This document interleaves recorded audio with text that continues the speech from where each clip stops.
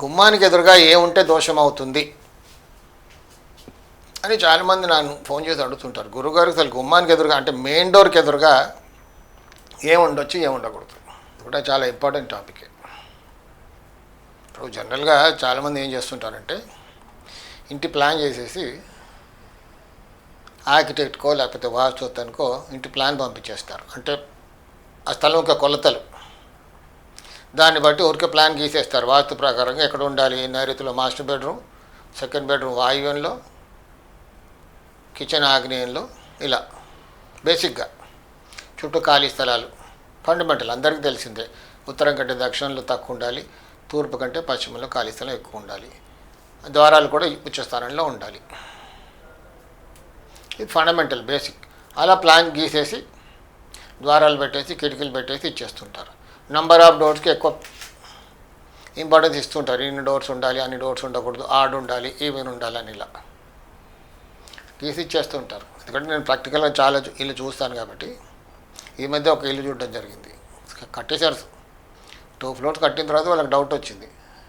టెక్నికల్గా అక్కడ ఏమైందంటే ఉత్తరం వైపు మధ్యలో ద్వారం పెట్టారు.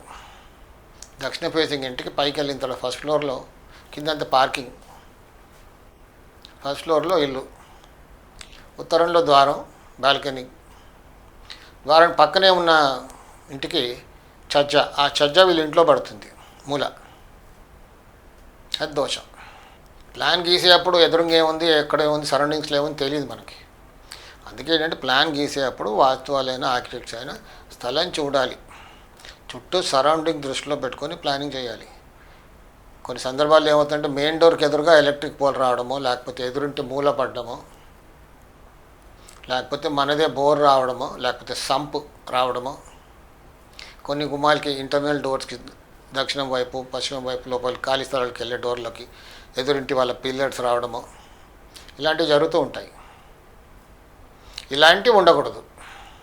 అంటే మనకి 2-3 టైమ్స్ ఆ రోడ్డుకి కొంచెం దూరంగా ఉన్నాయంటే ఏమవుతుంది, మరీ దగ్గరగా పక్క వాళ్ళది పడుతుంది.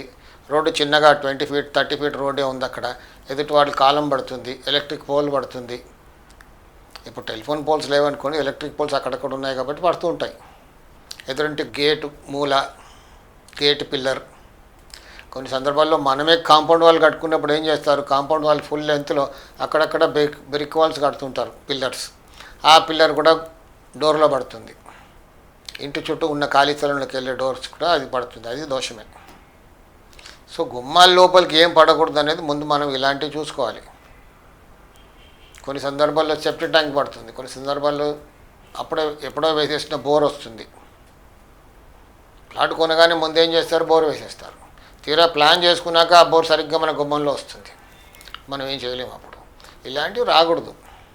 ఇది చాలా ఇంపార్టెంట్. ప్రాక్టికల్గా ప్లాన్ వేసేటప్పుడు స్థలం చూడాలి.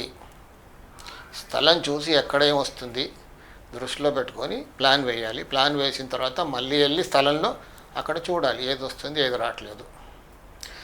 ప్లాన్లో గీసాం, ఒకసారి వచ్చేస్తుంది అక్కడ, ఇంకెవరో మనం చూసి వచ్చాక ఇల్లు కడతారు. మన గుమ్మాలు అప్పుడు పెట్టేటప్పుడు మళ్ళీ వెళ్ళాలి అక్కడికి.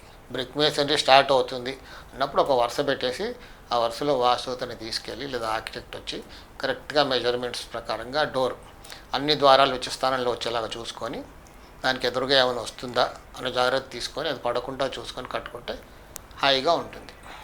సాయి రక్ష.